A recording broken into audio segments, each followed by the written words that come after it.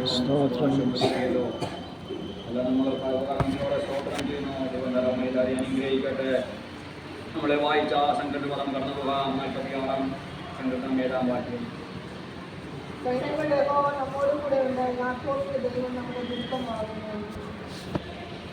സൈന്യങ്ങളുടെ യഹോവ നമ്മോട് കൂടെയുണ്ട്. യാക്കോബിന്റെ ദൈവം നമ്മുടെ ദുർഗമാകുന്നു.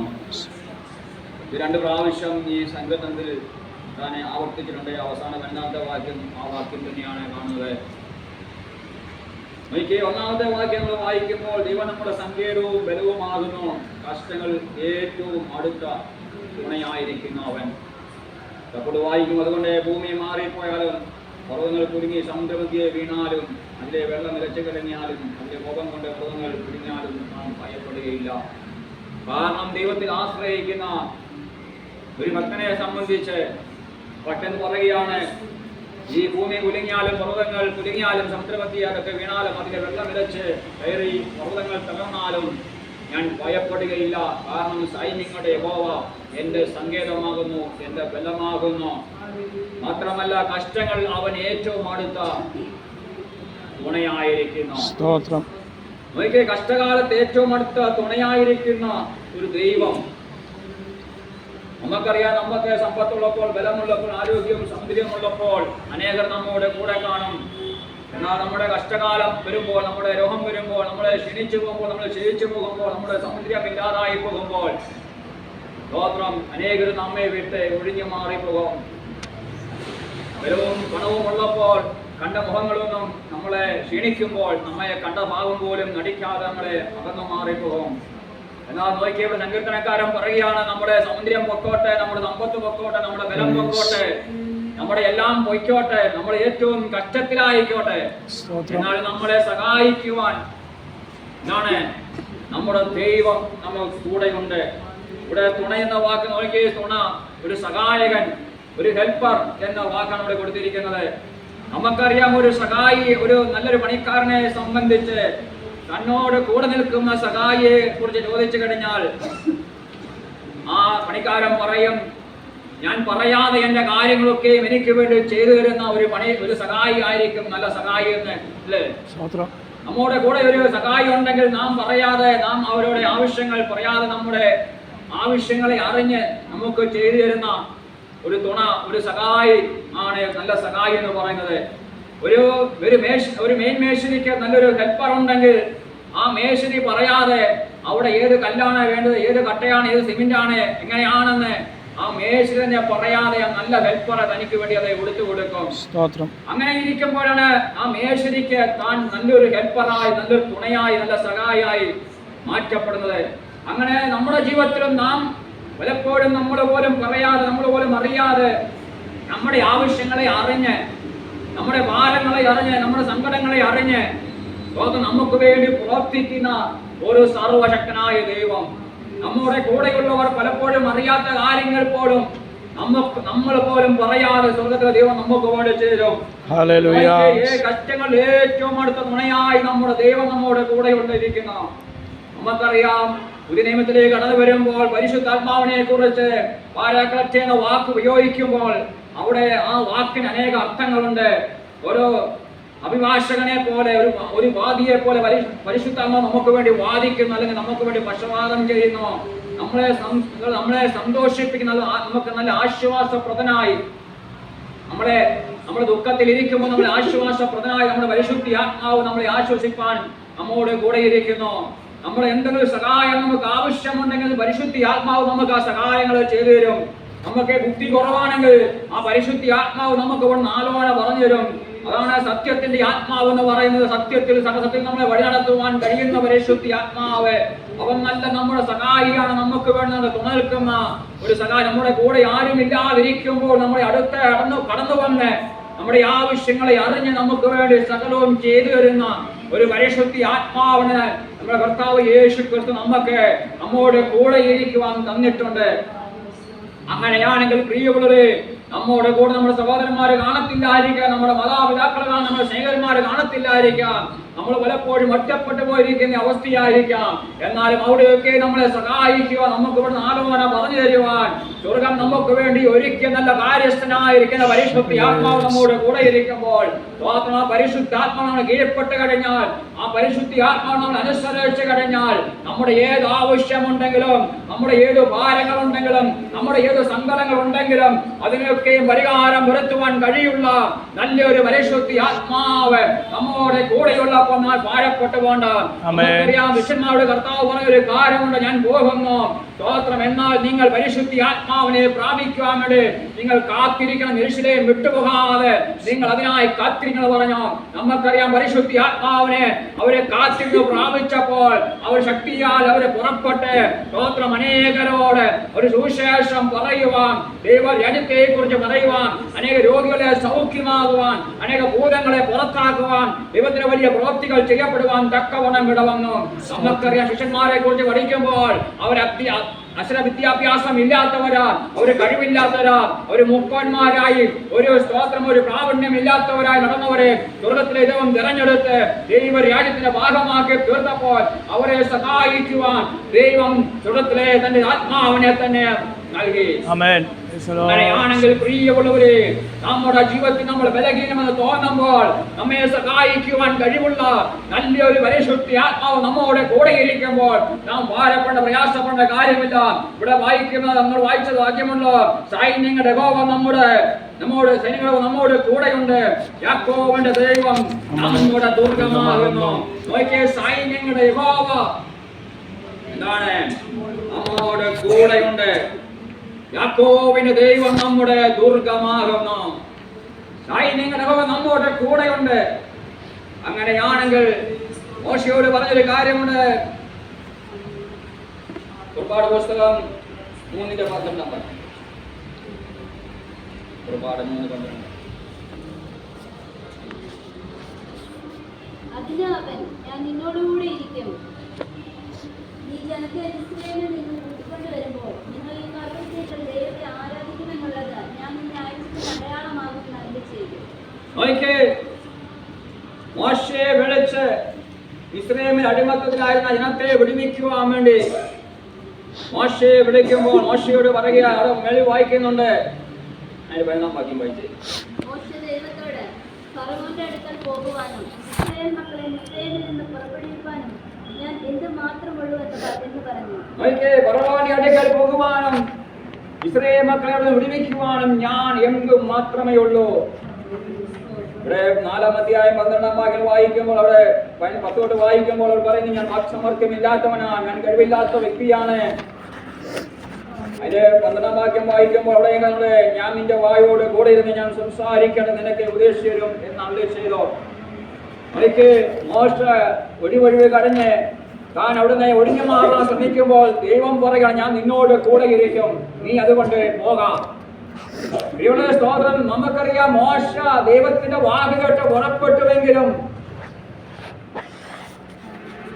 മോശ അവിടെ ചെന്ന് ഇസ്രായേൽ മക്കളെ വിടുവിക്കണമെന്ന് പറഞ്ഞപ്പോൾ ഇസ്രായേൽ മക്കൾ വീണ്ടും അത് വലിയ വിഷമമായി, വലിയ ഭാരമായി സ്ഥിരപ്പെടുവാൻ തക്കവണ്ണം ഇടവന്നു. നമുക്ക് 5-ാം അധ്യായത്തിൽ കാണുന്നുണ്ട്.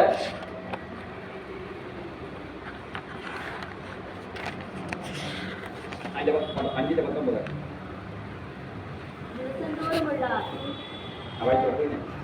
ദിവസം തോറുമുള്ള ജപകണക്കിൽ ഒന്നും കുറയ്ക്കരുത് എന്ന് കൽപ്പിച്ചപ്പോൾ ഞങ്ങൾ വിഷമത്തിലായി എന്ന് ഇസ്രായേൽ മക്കളുടെ പ്രമാണികൾ കണ്ടു. അവർ ഫറവോനെ വിട്ട് പുറപ്പെടുമ്പോൾ മോശയും അഹരോനും വഴിയിൽ നിൽക്കുന്നത് കണ്ട് അവരോട്, നിങ്ങൾ ഫറവോന്റെയും അവന്റെ പുത്രന്മാരുടെയും മുമ്പാകെ ഞങ്ങളെ മാറ്റി ഞങ്ങളെ കൊല്ലുവാൻ അവരുടെ കയ്യിൽ വാൾ കൊടുത്തുകൊണ്ട് യഹോവ നിങ്ങളെ നോക്കി ന്യായം വിധിക്കട്ടെ എന്ന് പറഞ്ഞു. അപ്പോൾ മോശെ യഹോവയുടെ അടുക്കൽ ചെന്ന്, കർത്താവേ, നീ ജനത്തിന് ദോഷം വരുത്തിയത് എന്ത്?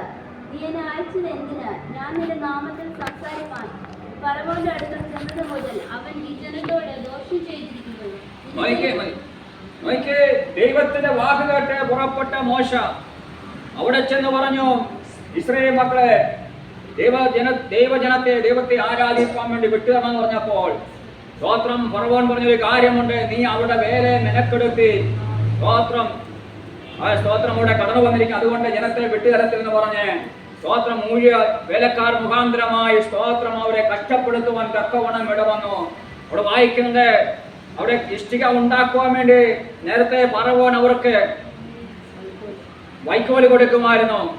ഇപ്പോൾ എന്താ മോശ എന്ന് പറഞ്ഞതിന് നിമിത്തമായിട്ട് ഫറവോൻ പറഞ്ഞൊരു കാര്യമുണ്ട്, നിങ്ങൾ ഇനിയും വൈക്കോല് സ്വയമായിട്ട് കണ്ടുപിടിച്ച് ഇഷ്ടിക ഉണ്ടാക്കണം. മാത്രമല്ല ഒരു ദിവസം ഇത്ര സ്തോത്രം എണ്ണമുണ്ട്, ആ എണ്ണ തികയ്ക്കുകയും വേണം, അത് കുറയ്ക്കുവാനും പാടില്ല.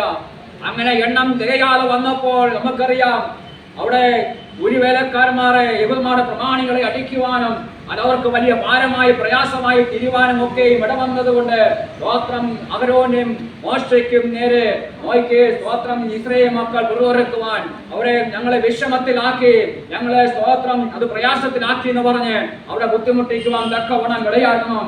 അതുകൊണ്ടാണ് മോശ 6-ാം അധ്യായത്തിൽ പറയുന്ന ഒരു കാര്യമുണ്ട്,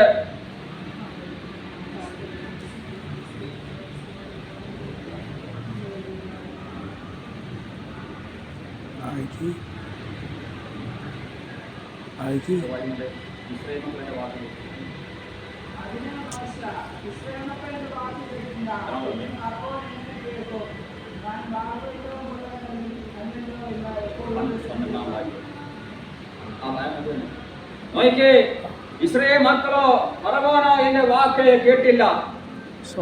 പ്രിയമുള്ളവരെ, നമുക്കൊന്ന് ചിന്തിച്ചു കഴിഞ്ഞാൽ നമുക്കറിയാമല്ലോ, ദൈവത്തിന്റെ വാക്ക് കേട്ട് പുറപ്പെട്ട മോശ ചിന്തിച്ചു കാണുമായിരിക്കും അവിടെ ചെന്ന് പറഞ്ഞു കാണുന്നേ ഫറവോൻ അങ്ങ് വിടുമെന്ന്.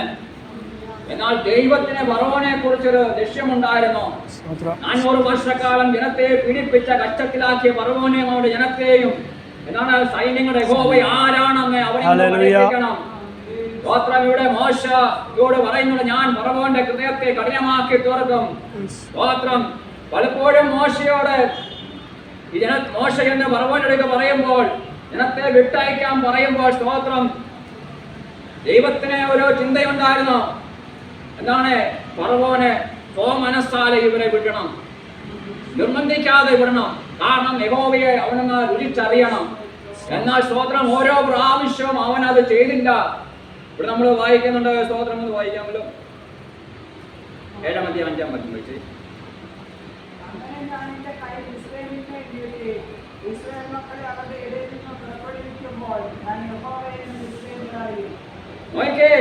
എന്റെ കരം നീട്ടി അവിടെ നിന്ന് ഇസ്രായേൽ മക്കളെ ഞാൻ വിടുവിക്കുമ്പോൾ അവര് യഹോവയെന്ന് അറിയും. ഈ ജനം മുഴുവൻ യഹോവയെന്ന് അറിയേണ്ടതിനായിട്ടാണ് സ്തോത്രം ഇങ്ങനെ തടസ്സങ്ങളെ സൃഷ്ടിച്ചുകൊണ്ട് ദൈവത്തെ വിടാതെ ദൈവം തന്നെ തടുക്കുകയായിരുന്നു. കാരണം ഈ ഫറവോന്റെ ഹൃദയത്തെ ഒന്ന് കഠിനമാക്കി തീർക്കണം. കാരണം ഈ ഫറവോനും ഇസ്രായേലും സൈന്യങ്ങളുടെ യഹോവ അല്ലെങ്കിൽ ഇസ്രായേൽ മക്കളുടെ യഹോവ ദൈവം ആരാണെന്ന് ഒന്ന് തിരിച്ചറിയാൻ വേണ്ടി ഹൃദയത്തെ കഠിനമാക്കി തീർക്കുവാൻ തക്കവണ്ണം ഇടയായിരുന്നു.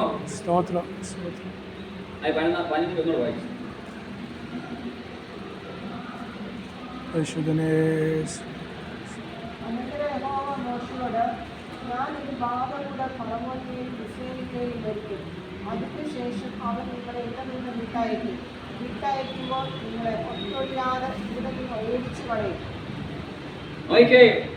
അവസാനത്തെ വാദയാണ് എന്താണ്? കടിഞ്ഞൂൽ സംഹാരം. അപ്പോൾ ദൈവം പറയാണ്, മോശ ഇപ്പോൾ നിങ്ങളെ വിട്ടയക്കും മാത്രം നിങ്ങളെ ഓടിച്ചു കളയും. ഇതുവരെയും ദൈവം അവരെ തടുത്തു കളയായിരുന്നു. സ്തോത്രം. കാരണം അവന്റെ ഹൃദയത്തെ കഠിനമാക്കി ഈ ജനം ദൈവം ആരാണെന്ന് തിരിച്ചറിഞ്ഞ് സ്തോത്രം ദൈവത്തിന് മഹത്വം കൊടുക്കാനായിട്ട് ഇടപെടണം. സമയമായപ്പോൾ ദൈവം അതിന്റെ വാതിലുകളെ തുറന്ന് അവരുടെ കണ്ണുകളെ തുറന്ന് സ്തോത്രം ഹൃദയത്തെ കടന്നത്തിൽ നിന്ന് വിടുവിച്ച് സ്തോത്രം ഫറവോന്റെ ഇസ്രായേൽ മക്കളെ അടിമക്കുന്ന ഇസ്രായേൽ മക്കളെ വിടുവിക്കുവാൻ തക്കവണ്ണം ഇടവന്നു. എന്നാൽ നമുക്ക് പിന്നെ നാപ്പോട്ട് കാണുമ്പോഴുണ്ട് ഇസ്രായേൽ മക്കളെ വിടുവിച്ച ശേഷം അവന്റെ ഹൃദയം വീണ്ടും കഠിനത്തിലായി. സ്തോത്രം ഇസ്രായേൽ മക്കളെ വിടുവിച്ചല്ലോ എന്ന് പറഞ്ഞ് അവൾ സൈന്യ സമേതമായി ഒരു പിന്തുടരുവാൻ തക്കവണ്ണം ഇടവന്നു. എന്നാൽ നമ്മൾ പിന്നെ കാണുന്നുണ്ടല്ലോ സ്തോത്രം ഇസ്രായേൽ മക്കളെ പിന്തുടർന്ന ഇസ്രായേൽ ജനത്തെ പിന്തുടർന്ന ഇസ്രായേൽ ജനത്തെ ഇസ്രായേൽ മക്കൾക്ക് വേണ്ടി തുറന്ന വഴിയിൽ വെച്ച് തന്നെ അവനെ തകർത്ത് കളയാൻ തക്കവണ്ണം ഇടവന്നു. ഇവിടെ നമ്മുടെ ജീവിതത്തിൽ ഞാൻ പറയാൻ വന്ന കാര്യം, നമ്മോട് കൂടെ ദൈവം ഉണ്ടെന്ന് ദൈവം പറയുമ്പോഴും നമ്മളെ കുറിച്ച് അതിന്റെ പിന്നിൽ ഒരു ദൈവിക പദ്ധതിയുണ്ട്. ആ പദ്ധതി പൂർത്തീകരിക്കുവോളം ദൈവത്തിന്റെ കരം നമ്മോട് കൂടെയിരിക്കും. നമ്മളെ ഉദ്ദേശിക്കുന്ന നിലയിൽ നമ്മൾ ആയി തീർന്നിട്ടില്ലെങ്കിലും ദൈവം അവിടെ കൊണ്ടെത്തിക്കപ്പെടുവാൻ തക്കവണ്ണം ഇടവരും. നമ്മൾ ഓർക്കും ദൈവം നമ്മോട് കൂടെ ഉള്ളത് കൊണ്ട് നമ്മുടെ ജീവിതത്തിൽ ഭാരമില്ല, പ്രയാസമില്ല, രോഗമില്ല, ബുദ്ധിമുട്ടില്ല, സ്തോത്രം, ഇങ്ങനെ സുഖമായിട്ട് കഴിഞ്ഞു പോകാമെന്ന്.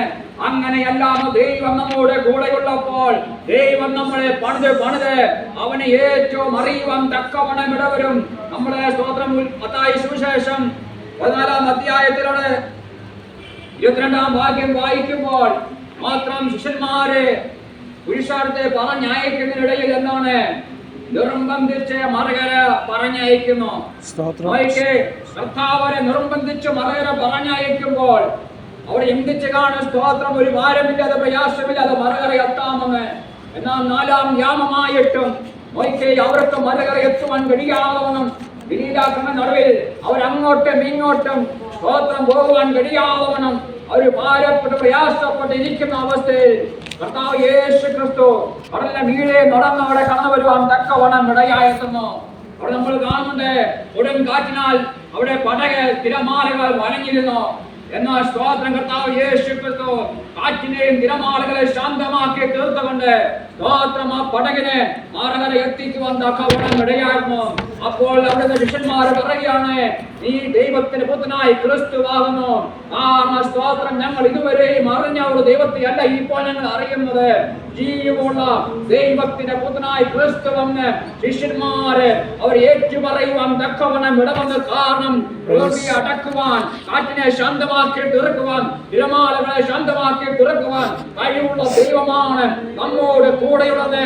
അവരെ തിരിച്ചറിയുവാൻ, അവിടെ സ്തോത്രം വിശ്വാസത്തെ ഒന്ന് ഉറപ്പിക്കുവാൻ തക്കവണ്ണം ഇടവന്നു. അവിടെ തിരമാലയും കാറ്റും അടിക്കുമ്പോഴും അവർ നഷ്ടപ്പെട്ടുവാൻ ഇടവരാകണം.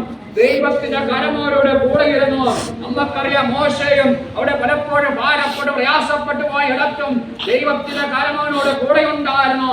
അവനെ താങ്ങി നടത്തി, അവനെ ആശ്വസിപ്പിച്ചു, അവനെ ബലപ്പെടുത്തി.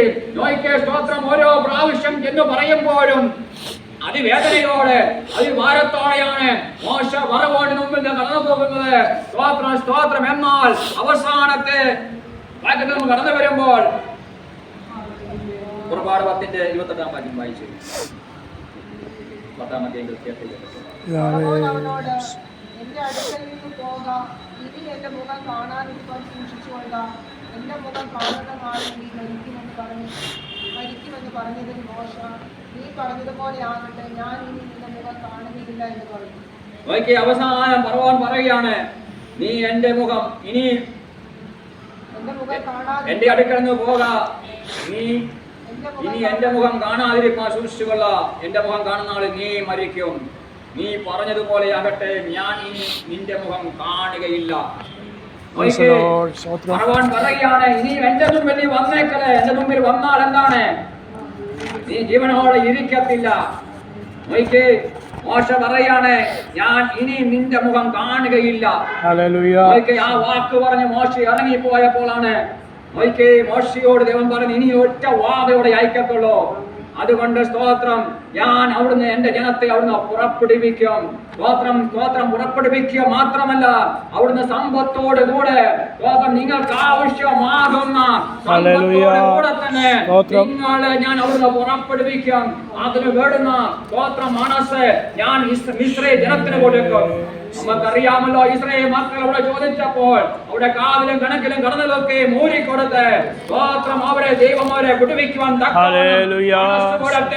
പ്രിയമുള്ളവരെ, നമുക്ക് വിധമായ ശത്രു നമ്മെ തകർക്കുമെന്ന് വെല്ലുവിളിക്കുമ്പോൾ നാം അത് കണ്ട് ഭയപ്പെട്ടു പോകരുത്, പേടിച്ചു പോകരുത്. മോശയോട് പറഞ്ഞതുപോലെ ഞാൻ നിന്നോട് കൂടെ ഇരിക്കുമെന്ന് പറഞ്ഞ ദൈവം അവനോട് കൂടെ ഉണ്ടായിരുന്നു. ഫറവോനോട് പറഞ്ഞു, ഇനിയും ഞാൻ നിന്റെ മുഖം കാണത്തില്ലെന്ന് പറഞ്ഞു. എങ്ങനെയാണെങ്കിൽ പ്രിയമുള്ളവര്, ആ ധൈര്യം മോശയ്ക്കുണ്ടായിരുന്നു.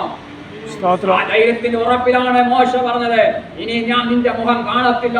മോശ പറഞ്ഞതുപോലെ ഇനി ഒരു പ്രാവശ്യം കൂടെ ചെന്ന് ഫറവോന് മുമ്പാകെ നിൽക്കുവാൻ ഇടവരാതവണ്ണം ദൈവം അവന് വേണ്ടി അത്ഭുതങ്ങളെ ചെയ്തുവെങ്കിൽ, Praise the Lord. സ്തോത്രം.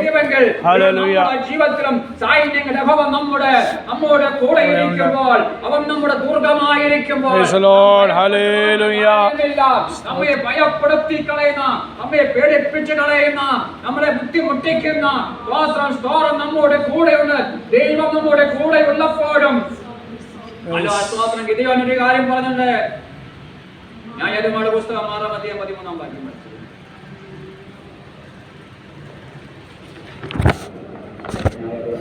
Hallelujah.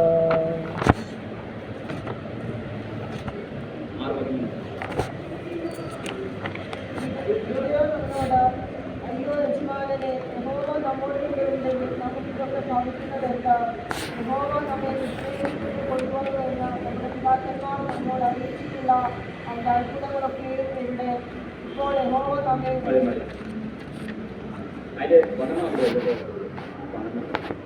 യഹോവയുടെ ദൂതൻ അവന് പ്രത്യക്ഷനായി, അയ്യോ പരാക്രമശാലിയെ, യഹോവ നിന്നോട് കൂടെ ഉണ്ട് എന്ന് അവനോട് പറഞ്ഞു. ഇതിനോട് പറയാണ്, യഹോവ നിന്നോട് കൂടെയുണ്ട്. അപ്പൊ ഗിദെയോൻ തിരിച്ചു ചോദ്യം ചോദിക്കുക, യഹോവ എന്നോട് കൂടെ ഉണ്ടെങ്കിൽ ഈ സംഭവിക്കുന്നതൊക്കെ എന്ത്? ഇസ്രായേലിനെ കൊണ്ടുവന്ന ജനത്തിന്റെ അന്നത്തെ അത്ഭുതങ്ങളും അടയാളങ്ങളും ഒക്കെ ഇപ്പോൾ എവിടെ? ഒരു പരാക്രമശാലിയിരുന്ന് ഗോത്രം ഗോതമ്പോടെ മെതിച്ചുകൊണ്ടിരിക്കുക.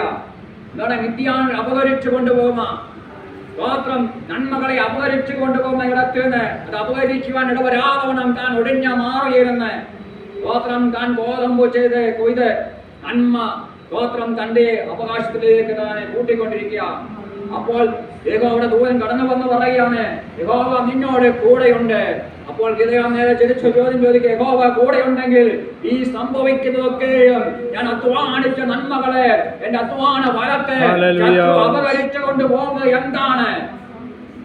നമ്മുടെ ജീവിതത്തിലും നമ്മളിങ്ങനെയൊക്കെ ദൈവം നമ്മോട് കൂടെയുണ്ട്, ദൈവം നമ്മോട് കൂടെയുണ്ട് നമ്മൾ അനേക പ്രാവശ്യം കേൾക്കുകയും എന്നാൽ സ്തോത്രമാന് വിധമായി നമ്മുടെ ജീവിതത്തിൽ സംഭവിക്കുകയും ചെയ്യുമ്പോൾ നമ്മൾ ഇങ്ങനെ ചോദിച്ചു പോകും, യഹോവ നമ്മുടെ കൂടെ ഉണ്ടായിട്ട് എന്താണ് ഈ നടക്കുന്നത്? എന്താണ് ഈ സംഭവിക്കുന്നത്? യഹോവ നമ്മോട് കൂടെ ഇല്ലയോ? യഹോവ നമ്മെ സഹായിക്കുകയില്ലയോ എന്ന്? പ്രിയമുള്ള, നമ്മുടെ ജീവിതത്തിൽ യഹോവ നമ്മോട് കൂടെയുണ്ടെന്ന് പറഞ്ഞാൽ അവൻ നമ്മോട് കൂടെയുണ്ട്. നമ്മുടെ ജീവിതത്തിൽ ഭാരങ്ങളും പ്രയാസങ്ങളും അന്വേഷിക്കുമ്പോഴും അവൻ കഷ്ടകാലത്ത് ഏറ്റവും അടുത്ത് തുണയായിരിക്കുന്നത്. അവൻ നമ്മെ ആശ്വസിപ്പാൻ, അവന്റെ സ്തോത്രം പ്രവൃത്തി നമ്മുടെ ജീവിതത്തിൽ വെളിപ്പെടുത്തുവാൻ, സ്തോത്രം അവന്റെ കരം നമുക്ക് അനുകൂലമെന്ന് അറിയുവാൻ വേണ്ടി അവൻ നമുക്ക് വേണ്ടി പ്രവർത്തിച്ചു കൊണ്ടിരിക്കുന്ന ദൈവമാണ്. സ്തോത്രം, സ്തോത്രം. പോയിട്ടില്ല,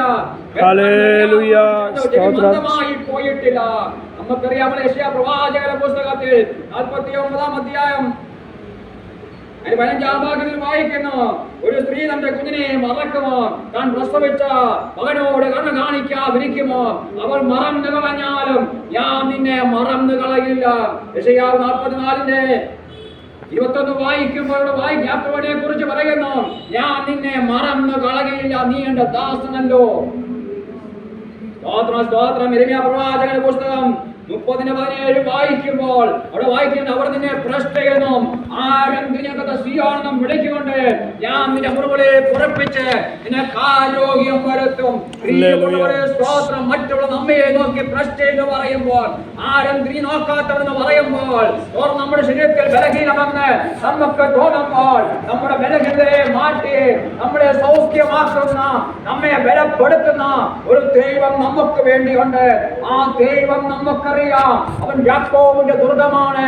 കാരണം യാക്കോബിന്റെ കഷ്ടകാലത്ത് സ്തോത്രം തന്നെ സഹായിച്ച തന്റെ അപ്പനെയും അമ്മയും സഹോദരൻ മൗനം വിട്ട് ഓടിപ്പോയപ്പോൾ ബഥേലിൽ ഇറങ്ങി വന്ന് തന്നോട് അരുളി ചെയ്ത, തന്നോട് സഹായിച്ച, തന്നെ ശക്തീകരിച്ച് തന്നെ ബലപ്പെടുത്തിയ തന്റെ യാത്രയിൽ കൂടെയിരുന്ന ദൈവം, യാക്കോബിന്റെ ദൈവം നമ്മുടെ ദൈവമാണ്. ആ ദൈവം നമുക്ക് ദുർഗമാണ്, രക്ഷയാണ്, ആശ്വാസപ്രദനാണ്. ആ ദൈവം പറയുകയാണ്, സൈന്യങ്ങളുടെ യഹോവ നമ്മോട് കൂടെയുണ്ട്. യാക്കോബിന്റെ ദൈവം നമ്മുടെ അതുകൊണ്ട് എന്താണ്? പർവ്വതങ്ങൾ മാറിപ്പോയാലും കുന്നുകൾ കലങ്ങി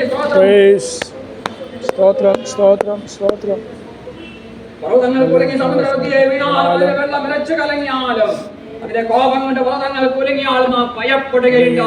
നോക്കിക്കേ, ഈ ഭൂമി മാറിപ്പോയപ്പോ വ്രതങ്ങൾ കുലുങ്ങി സമുദ്രവിദ്യയെ വീണാക്കാം, അതിന്റെ വെള്ളം ഇലച്ചു കലങ്ങിയേക്കാം. എന്നാൽ സ്തോത്രം, അതുകൊണ്ട് നാം ഭയപ്പെടേണ്ട കാര്യമില്ല. നമ്മോട് കൂടെയുള്ളത് സൈന്യങ്ങളുടെ യഹോവ നമ്മോട് കൂടെ ഇരിക്കുമ്പോൾ ആ ദൈവം നമ്മെ ശക്തീകരിക്കുവാൻ, ആ ദൈവം നമ്മെ ബലപ്പെടുത്തുവാൻ അവൻ ശക്തനായ ദൈവമാ. കഷ്ടകാലത്തെ അവൻ നമുക്ക് ഏറ്റവും അടുത്ത തുണയായിരിക്കുന്നു, ആശ്വാസപ്രദനായിരിക്കുന്ന, നമ്മെ ബലപ്പെടുത്തുന്ന, നമ്മെ സഹായിക്കുന്ന, നമ്മെ സ്തോത്രം കൂടെ ഇരുന്ന് നമ്മെ വഴിനടത്തുന്ന ആ ദൈവത്തെ നമുക്ക് മുറുകെ പിടിക്കാം. അവനോട് ചേർന്ന് നമുക്ക് പൂർണ്ണമായി ആശ്രയിപ്പാൻ. അവൻ നമ്മെ ഒരു നാളും കൈവിടില്ല. നാം ക്ഷീണിച്ചു പോകുമ്പോൾ, നമ്മുടെ സൗന്ദര്യം നഷ്ടപ്പെട്ടു പോകുമ്പോൾ, നമ്മുടെ സമ്പത്ത് പോകുമ്പോൾ, നാം ഒറ്റപ്പെട്ടു പോകുന്നിടത്ത് അവൻ നമ്മെ കൈവിടാതെ അവന്റെ കരം നമ്മെ പിടിച്ചു നടത്തുവാൻ തക്കവണ്ണം അവൻ ശക്തനായ ദൈവമാണ്. ആ ദൈവത്തെ നമുക്ക് പൂർണ്ണമായി ആശ്രയിക്കാം. അതിനായി നമ്മെ തന്നെ ഏൽപ്പിച്ചു കൊടുക്കാം. ഈ വചനങ്ങളാദ്യം നമ്മളെ അനുഗ്രഹിക്കട്ടെ.